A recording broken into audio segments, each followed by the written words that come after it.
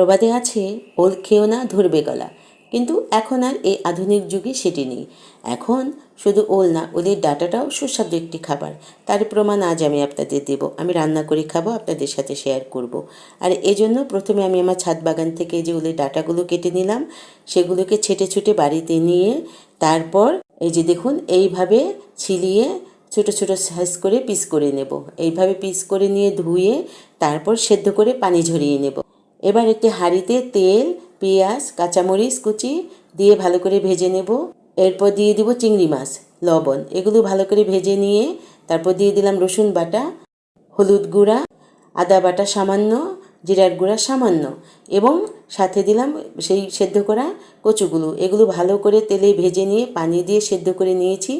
এরপর দিয়ে দিয়েছি নারকেলের দুধ। নারকেল দুধ দিয়ে আবারও নেড়ে চেড়ে ঢেকে সেদ্ধ করে নিয়েছি। তারপরে ভেজে নিলে বাস হয়ে গেল রান্না।